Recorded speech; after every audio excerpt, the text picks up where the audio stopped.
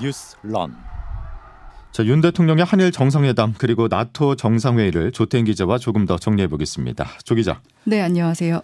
윤석열 대통령, 기시다 후미오 총리 만남에서 최대 관심은 오염수 방류 문제였었는데 네. 우리 측에서 내세운 요구사항을 크게 세 가지 정도로 요약을 해볼 수 있죠. 네, 이 세 가지는 오염수 모니터링 정보의 실시간 공유, 방류 점검 과정에 한국 측 전문가 참여, 방사성 물질 농도 초과 시 방류 중단 이렇게 세 가지입니다. 예. 이 중에서 기시다 총리는 모니터링 정보 공유나 기준 초과 시 방류 중단에 대해서는 긍정적으로 답했는데요. IAEA의 검토를 받으며 일본이 시행하는 모니터링 정보를 투명하고 신속하게 공표할 것이라고 밝혔고 예. 그 방사성 물질의 농도가 기준치를 초과하는 등 문제가 발생할 경우 계획대로 즉시 방출 중단을 포함해 적절한 대응을 취할 것이라고 했습니다.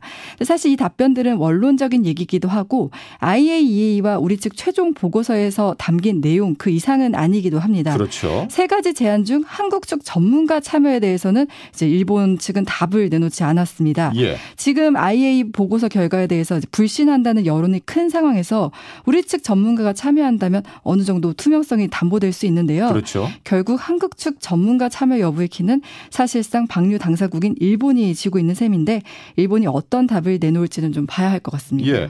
말씀해 주신 대로 일본이 우리의 요구사항을 받아들일지는 알 수는 없지만 정부는 방류를 반대하지 않는다. 이 점만은 확실히 한 거 아닙니까? 네, 윤석열 대통령 기시다 총리를 만난 자리에서 IAEA 발표를 존중한다고 했습니다.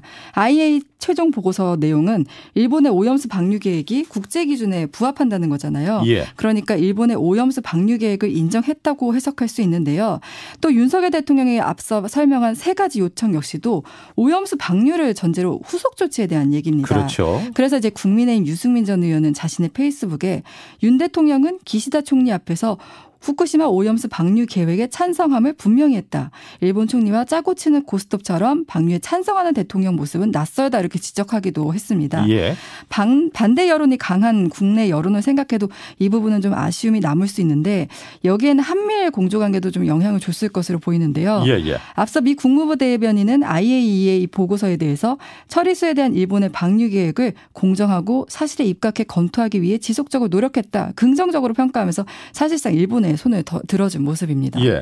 끝으로 네. 그 북핵 대응에 대한 움직임도 좀 정리해 주시죠. 네. 그 북한이 나토 정상회의 기간 중인 어제 ICBM 발사했잖아요. 어제 한일 정상회담에서도 북한의 ICBM 발사를 규탄하면서 한일 양국은 인도 태평양 지역의 평화를 위해 긴밀히 협력할 것이라고 밝혔습니다. 예. 그리고 나토는 정상회의 첫날 공동성명을 통해 북한의 완전하고 검증 가능하며 불가역적인 비핵화를 촉구하기도 했는데 그 북한의 미사일 발사에 대해서도 글로벌 안보를 위협하고 있다고 규탄하면서 향후 인도 태평양 지역에서의 협력을 강화하기로 했습니다. 예, 여기까지 정리하겠습니다. 조태인 기자였습니다.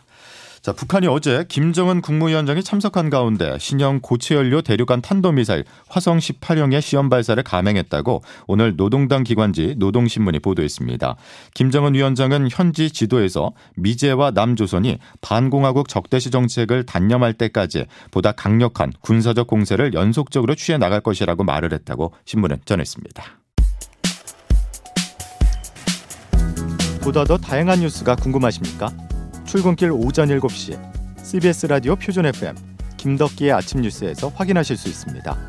핵심만 담은 뉴스가 여러분을 기다립니다.